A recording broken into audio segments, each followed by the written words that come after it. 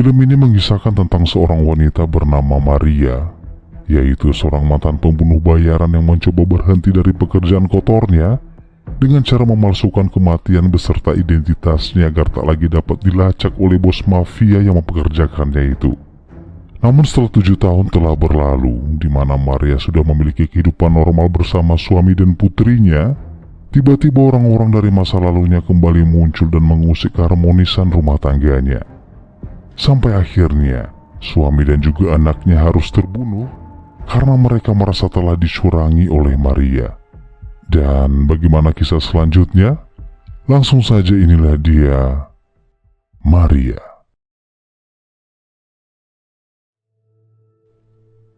Suatu malam di depan sebuah rumah yang sangat megah, terlihat seorang wanita mengenakan pakaian serba hitam dengan topeng kain yang menutup wajahnya. Di tengah hujan petir yang menyambar-nyambar, wanita itu mengendap-endap secara perlahan dan dengan gerakan cepat ia berhasil meratakan penjagaan ketat dari 2 orang pria yang sedang berjaga di depan rumah.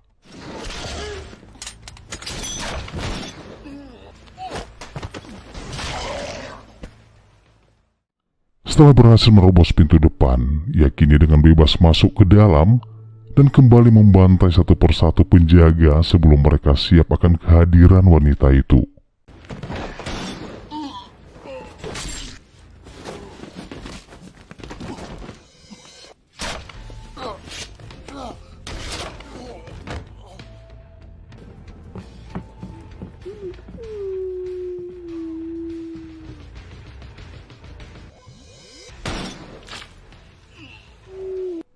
Beberapa saat setelah semua terkapar, wanita itu yang ternyata bernama Lily melihat seorang ibu dan anaknya menangis menyaksikan kejadian mengerikan tersebut.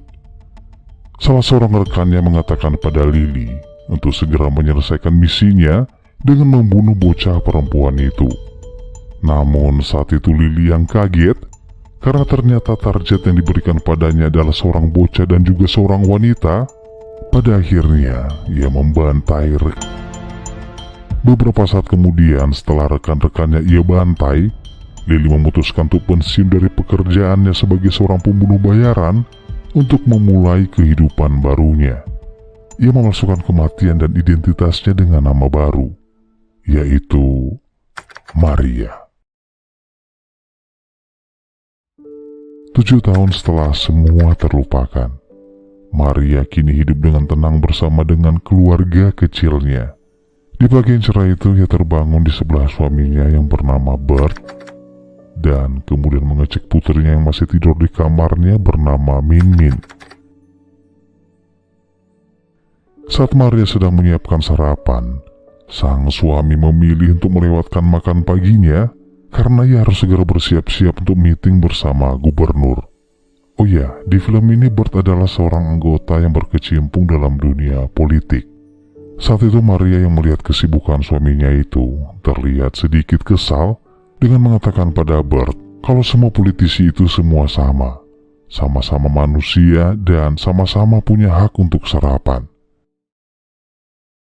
Sementara itu seorang pria berkacamata bernama Ricardo de la Vega, yaitu seorang pemasok narkoboy, tengah duduk di kantornya sembari menonton konferensi pers sang gubernur yang sedang berkampanye untuk misinya memberantas perdagangan narkoboy.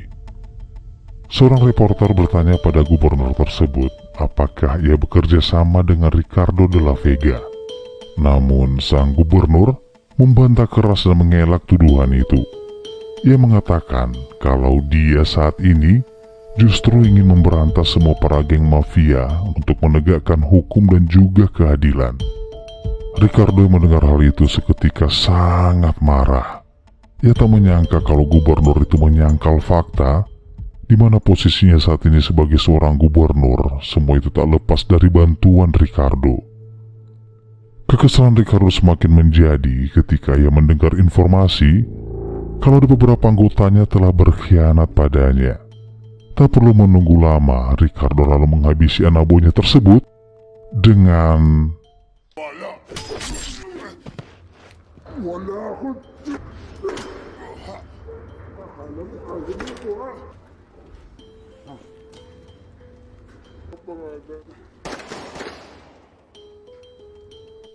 Ricardo memiliki dua orang anak buah yang selama ini ia percayai sebagai tangan kanannya.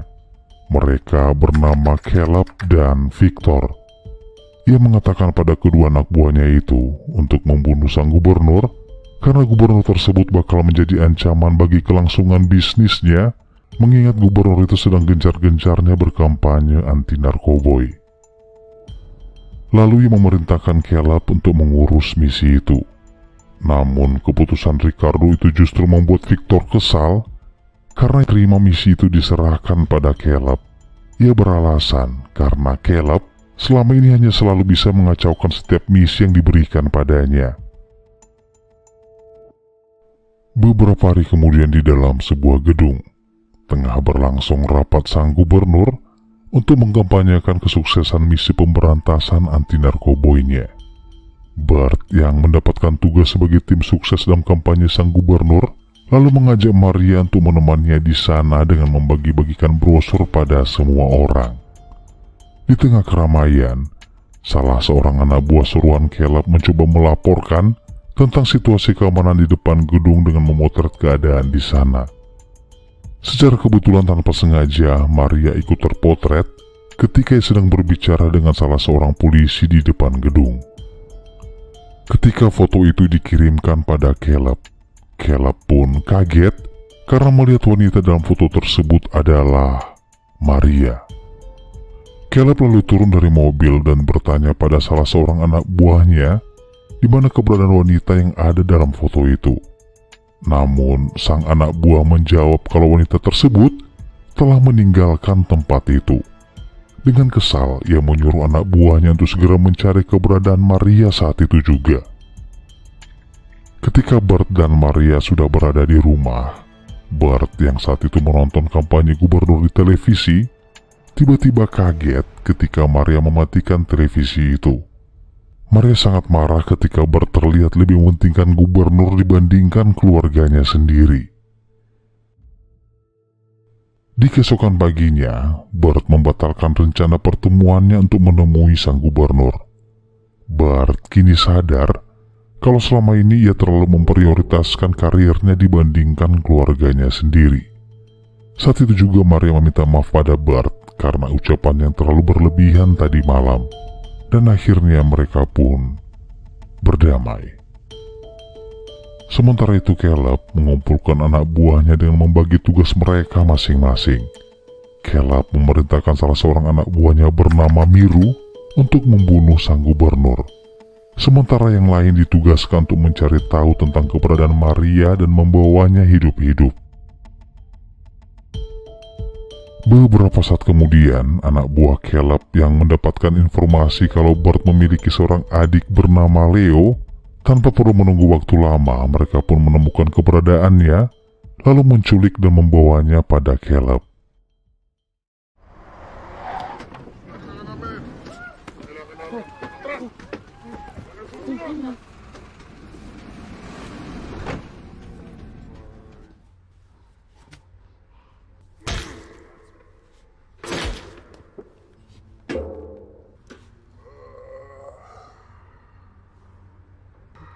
Apologize for the inconvenience, but I just have to make sure that I get everything that I need from you.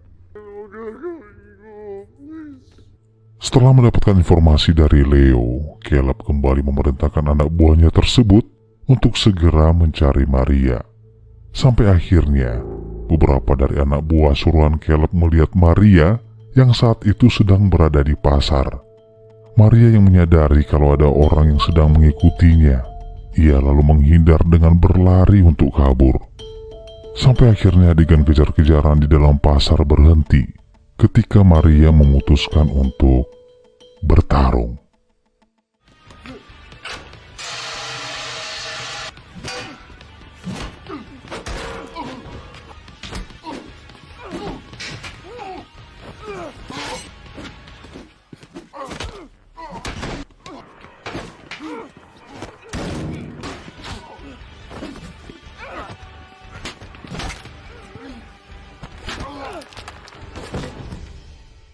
Setelah semua anak buah Caleb ia lumpuhkan, Maria lalu segera pulang untuk memberitahu suami dan anaknya agar segera berkemas-kemas untuk meninggalkan rumah mereka. Bert dan Maria hanya bisa berteriak histeris ketika melihat buah hati mereka terkapar tak berdaya. Hingga pada akhirnya suami istri itu melakukan perlawanan.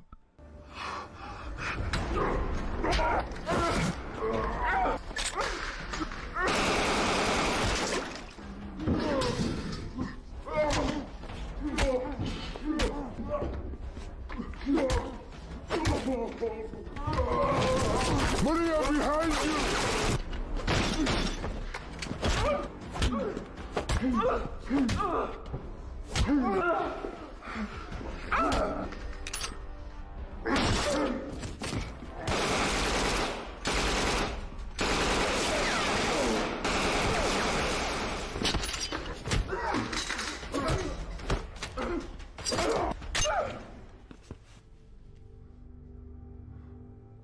Setelah beberapa anak buah Caleb dibabat habis oleh Maria, saat itu juga Caleb memilih untuk kabur ketika mendengar suara sirene mobil polisi dari kejauhan. Namun lagi-lagi Maria kehilangan orang yang dicintainya, karena ternyata Bert juga tewas di tempat. Dalam hati dan jiwanya yang kini dipenuhi oleh amarah, Maria bertekad untuk membalaskan dendamnya.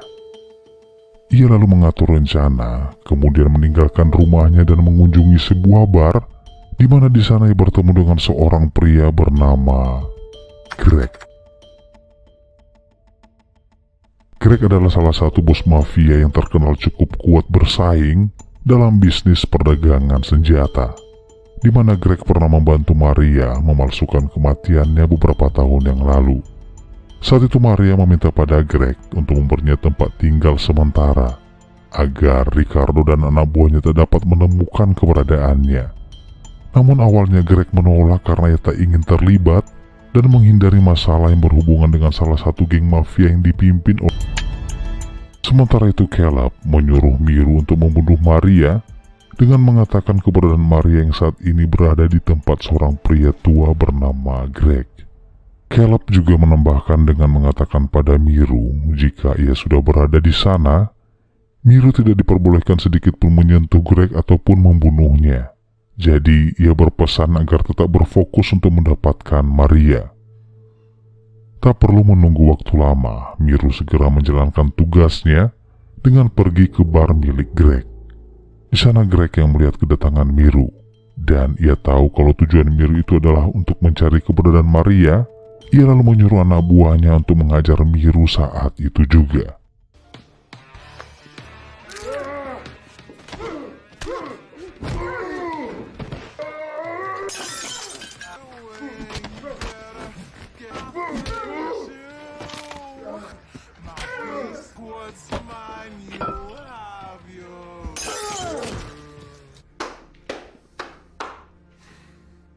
Sementara itu Maria menyusup ke pabrik milik Ricardo dan melumpuhkan semua anak buahnya hanya dengan bermodalkan sebilah pisau.